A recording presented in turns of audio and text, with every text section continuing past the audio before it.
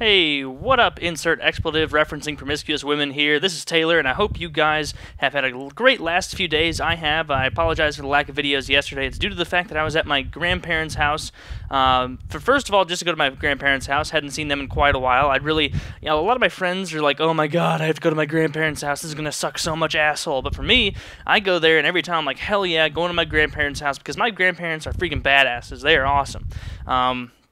My grandma is the greatest cook of all time, and if you disagree with me, you're incorrect. I apologize. And my grandpa is a hard ass who is just awesome, and it's just a lot of fun. I really enjoy myself when I go down there, and the kind of like ancillary reason I was down there is because my great-grandfather is having his 90th birthday soon, which is pretty ridiculous. It seems odd that he's my great-grandfather and he's 90, because to me that seems really old, but a lot of my friends who are my age have grandparents who are like 85 years old, and that's just crazy to me. So his birthday party is next weekend, and neither myself nor my younger brother were going to be able to make it, so we went down there, hung out with him for a while, talked, and honestly, it was mind-blowing. It was mind-blowing to me to sit down and talk to someone and he doesn't have Alzheimer's, his memory's pretty good, he's still with it, so he's not one of those old people that's just completely bumbling around, having no idea what's happening. He still gets up on his own, goes off, drives, does his own thing, and then he comes back to the assisted living center, and then he has, his life assisted there. I guess that kind of goes without saying, but it was really cool, because at first it was just small talk, just, getting to talk to him again, because we hadn't seen him in a few years,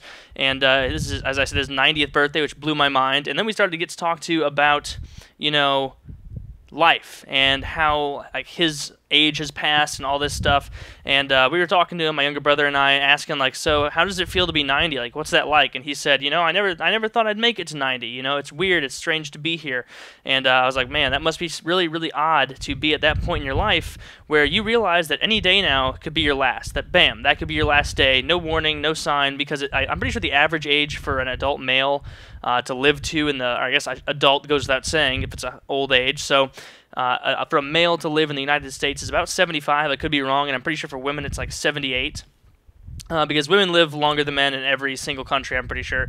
And just to realize that, hey, I'm 15 years past the point where most people on average die, that it's just like you have to think of every day either as like a curse or a blessing, and that's how I looked at it, because I don't think I could ever bring myself to commit suicide or anything, and so if I live to be 95, I'm fine with it, as long as I'm not some 95-year-old dude who is completely incapable of taking care of myself, and just has no more friends, and everyone I know has died, and just have no family that cares about me. But that's not the case at all with my great-grandfather.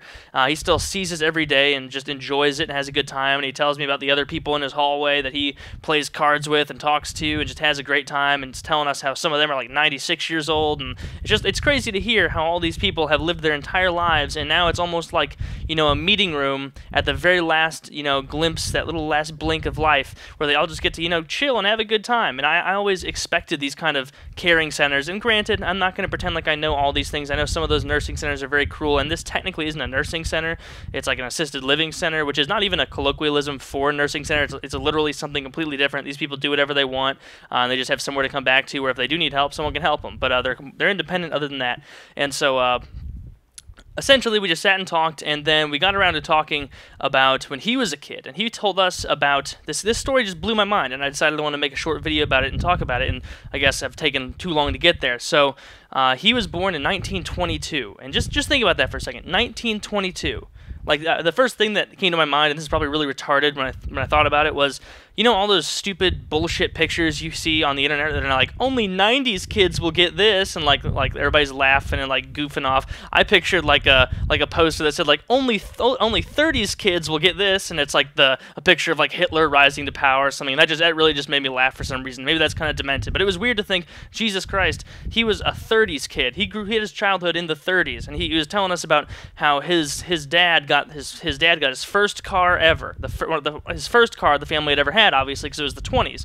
And he said that he got the Ford Model T, which if that's not the first car that was ever made, then it's one of the first cars to ever be made. And he was talking about how his dad got out there and he was trying to drive it around in a field, teaching himself how to drive, and how his dad had never even been in contact with a car, and so as he was holding onto the wheel and like trying to work it, he was yelling out commands that you would yell to a horse to turn right and left, and just having to deal with it. And for some reason, that really just stuck with me. And he told the story as though, like he said, even though I'm 90 years old, I remember it like it was yesterday.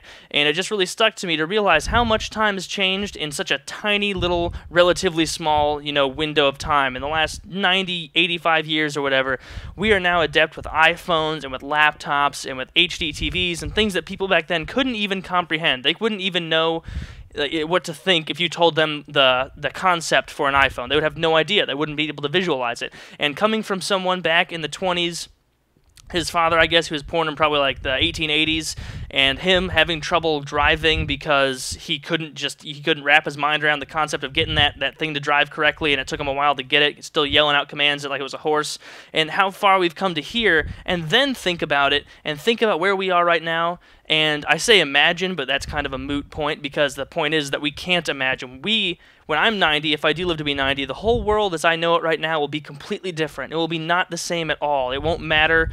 Like it'll just be just a glimpse into history. All that we know about the age that my great-grandfather grew up in is all that the people who live, our great-grandchildren will know about how we live. They'll look at us and think that we are living in an archaic time where it's just ridiculous and just like, I can't even imagine, because from my perspective, we're living in such a cushy, airy, wonderful age of ease that it seems impossible for it to get that much easier. But it blew my mind. And the most poignant thing my great-grandfather said today was he was saying that unless he had been there to see everything change, he wouldn't have believed anything could exist like this, the world of today, that anything could be like this. And this is coming from the perspective of someone who really doesn't understand technology that well, because he was even saying, we were asking him what he does for fun. He's like, oh, I have a computer, I play some computer games. And I look over and it's like an older laptop, and I'm like, oh, what games do you play? And obviously I'm not expecting him to say like StarCraft 2 or Diablo 3 or something like that. He just said, oh, I like solitaire.